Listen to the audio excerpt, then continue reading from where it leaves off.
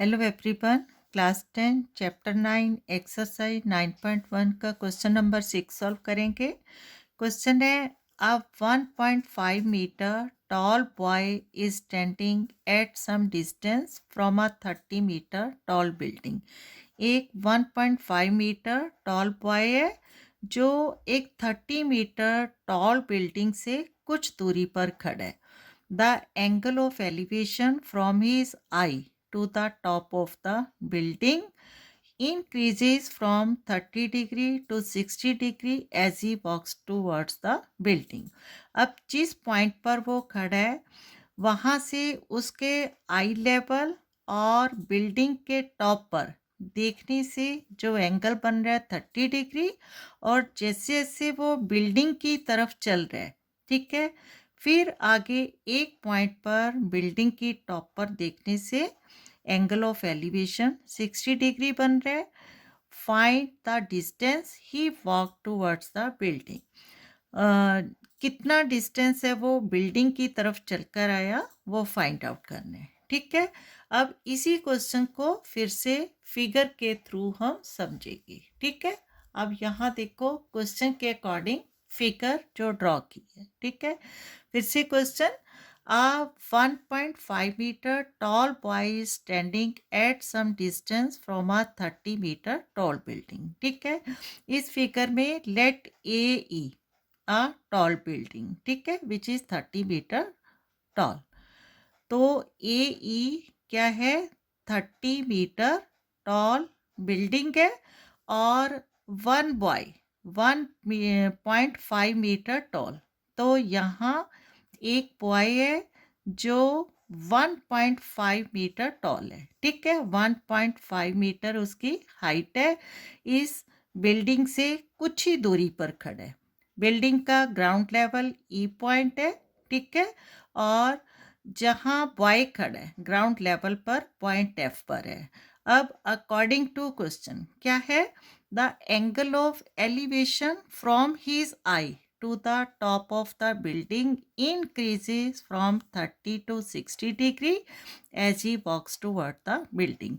अब बॉय जहाँ खड़ा है, ठीक है, उसके आई लेवल के सामने हॉरिजेंटल लेवल है और आई से बिल्डिंग की टॉप पर देखने से ए डी और डी बी दोनों लाइन से बनने वाला एंगल ऑफ एलिवेशन है 30 डिग्री। ठीक है, अब जैसे बॉय कुछ दूरी बिल्डिंग की ओर चलता है और फिर से, ठीक है, वहाँ अपने आई लेवल से वो बिल्डिंग के टॉप पर देखता है। तो इस तरह से ए सी, ठीक है, उसका आई लेवल जो बिल्डिंग पर टॉप देखने से पॉइंट ए पर लाइन ऑफ साइट और सी बी हॉरिजेंटल लाइन, ये दोनों मिलकर एंगल बना रहे हैं 60 डिग्री। तो find the distance he walk towards the building. Building की तरफ कितना वॉक है, जो कितना डिस्टेंस वॉक करके आया वो हमें फाइंड आउट करना है। ठीक है, लेट द पॉइंट जी। अब E ground level, F ground level, जो पॉइंट डी है बॉय का आई लेवल। ठीक है, फिर से इस क्वेश्चन को ए ई हाइट ऑफ बिल्डिंग और 1.5 मीटर हाइट ऑफ बॉय। अब बिल्डिंग ए ई है और 1.5 मीटर, ठीक है, जो यहाँ वही हाइट यहाँ भी होगी। तो ए बी डी, ठीक है, रिक्वायर्ड ट्रायंगल है और दूसरा ट्रायंगल ए बी सी। तो इसमें जो ए बी परपेंडिकुलर है, इसकी रिक्वायर्ड लेंथ क्या होगी? 30 मीटर माइनस 1.5 मीटर 28.5 मीटर। ठीक है, क्योंकि जो राइट एंगल ट्रायंगल है पॉइंट बी पर बन रहा है और ट्रिग्नोमेट्रिक रेशियोज में राइट एंगल ट्रायंगल अप्लाई होता है। ठीक है, तो सबसे पहले हम लिखेंगे हमें फाइंड आउट क्या करना है। ठीक है, according to figure right angle triangle distance of D C find out करना है। क्लियर? तो सोल्यूशन में स्टार्ट करेंगे टू फाइंड। ठीक है, सबसे पहले टू फाइंड डी सी, यहाँ हमने डी सी फाइंड आउट करना है। क्लियर? अब डी सी कैसे फाइंड आउट करेंगे?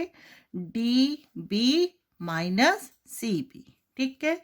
डी सी क्या होगा, D B minus D C B, ठीक है, माइनस सी बी। क्लियर। अब क्योंकि right angle triangle A B D है तो बी डी फाइंड आउट होगा, और right angle triangle A B C है तो बी सी या C B as A find out होगा, ठीक है। दोनों को माइनस करने से डी सी। क्लियर। तो सोल्यूशन इसका स्टार्ट करते हैं, राइट। अब इन ट्रायंगल, ठीक है, इन राइट ट्रायंगल लिख लो, in right triangle A B D, ठीक है। पहले ए बी डी लेंगे। गिवन क्या है, परपेंडिकुलर ए बी, ठीक है। Perpendicular A B is equal to, perpendicular given है which is according to 28.5 metre, ठीक है। और बेस क्या है, बी डी, बेस क्या है, B D is equal to base जो हमें फाइंड आउट करना है, ठीक है। अब देखो यहाँ रिलेशन क्या हो रहा है, P by B, perpendicular by base. अब अकॉर्डिंग टू ट्रिग्नोमेट्रिक रेशियो क्या होता है, ये 10, और 10 अकॉर्डिंग टू ट्रायंगल क्या लेंगे, 30 डिग्री, ठीक है। फिर भी कोई डाउट हो तो जल्दी से अप्लाई करके हम देख सकते हैं। यहाँ जो राइमिंग है, पंडित पत्री प्रसाद हर हर बोल, ठीक है। अब P by H, B by H, P by B according to figure, ठीक है, रिक्वायरमेंट है, मिल रहा है। और ये क्या होता है, साइन कोस टेन, ठीक है। तो यहाँ अप्लाई होगा P by B is equal to 10 और 10 according to figure 30 degree. Clear. तो लिखेंगे देयरफॉर क्या अप्लाई करना है, P upon B is equal to 10 according to triangle 30 degree. Clear. अब P क्या है, ए बी, ठीक है, A B upon B, base क्या है, बी डी, ठीक है। या डी बी लिखो या बी डी, एक ही बात है। तो यहाँ लिखते हैं D B is equal to 10 30 degree, ठीक है। क्लियर हो रहा है। और अब क्या करना है, वैल्यूज अप्लाई करनी। ए बी है 28.5 at D B is equal to 10 30 degree की वैल्यू 1/√3। क्लियर। अब क्या करना है, cross multiply, D B into 1 क्या हो जाएगा, डी बी और is equal to 28.5 into √3, 28.5 into √3, ठीक है। इसको इक्वेशन 1, ठीक है। तो डी बी की वैल्यू आ गई। अब in right angle triangle A B C, ठीक है, एंगल भी 90 डिग्री है और P बाय B का कम्बिनेशन होगा, ठीक है। बी सी क्या होगा, बेस 60 डिग्री के सामने की साइड है तो परपेंडिकुलर। क्लियर।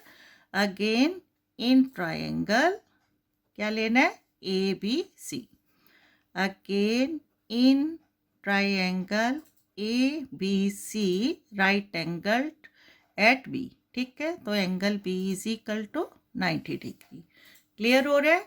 अब फिर से P बाई B का कम्बिनेशन है तो 10 होगा और 10 अकॉर्डिंग टू ट्रायंगल क्या लेंगे, 60 डिग्री, ठीक है। तो यहाँ A B is equal to perpendicular is equal to 28.5 and base क्या आ जाएगा, B C. B C is equal to base जो हमें फाइंड आउट करना है, और according to trigonometric ratios we have combination of P by B is equal to 10 60 degree, ठीक है। फिगर को देखते जाओ, अकॉर्डिंग टू जो है एंगल की वैल्यू वो पुट अप करनी है। क्लियर हो रहा है। और बस इसकी वैल्यूज पुट अप करनी, ठीक है। P क्या है, ए बी और बेस है यहाँ B C is equal to 10 60 degree और ए बी, ठीक है, यहीं करेंगे। ए बी क्या है 28.5 upon BC is equal to tan 60 degree क्या होता है √3। अब √3/1 फिर से क्रॉस मल्टीप्लीकेशन BC इंटू √3 क्या आ जाएगा BC into √3 is equal to 28.5 into 1 क्या आ जाएगा 28.5। ठीक है, क्योंकि हमें BC फाइंड आउट करना है तो BC is equal to 28.5 √3 BC का मल्टीपल है राइट साइड जाकर डिवाइड बाय और इक्वेशन नंबर 2। ठीक है, क्लियर हो रही है बात। अब अकॉर्डिंग टू फिगर हमें क्या फाइंड आउट करना है DC, तो क्या आ जाएगा DB माइनस BC। ठीक है, यही फाइंड आउट करना है। तो देयरफॉर फ्रॉम ठीक है 1 and 2 from 1 equation 1 and equation 2। ठीक है, क्या फाइंड आउट करना है हमने DC is equal to DB। ठीक है, DB क्या आया हमारे पास वैल्यू 28.5 इंटू √3 28.5 इंटू √3 माइनस BC। ठीक है, BC की वैल्यू 28.5 अपॉन √3। क्लियर। तो अब 28.5 अपॉन √3 क्या है फ्रैक्शन है तो इसके भी अपॉन में 1 लेंगे। ठीक है, क्लियर हो रहा है। ये क्या था DB और ये BC। ठीक है, यहाँ लिखो फ्रॉम इक्वेशन 1 and 2 अप्लाइंग। ठीक है, अप्लाइंग यहाँ लिख दो DB माइनस BC। ठीक है, जो हमने यहाँ फाइंड आउट किया। अब 1 and √3 कैल्शियम क्या आएगा √3 आ जाएगा। √3 को 1 से डिवाइड करेंगे √3 और 28.5 इंटू √3 से क्या आ जाएगा मल्टीप्लाई। ठीक है, क्लियर हो रहा है। 28.5 इंटू √3 और इंटू √3। ठीक है, माइनस √3 डिवाइड बाई √3 क्या आ जाएगा 1 और 1 इंटू 28.5।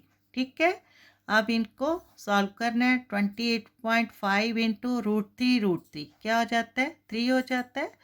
तो 28.5 इंटू 3 माइनस 28.5 अपॉन में √3।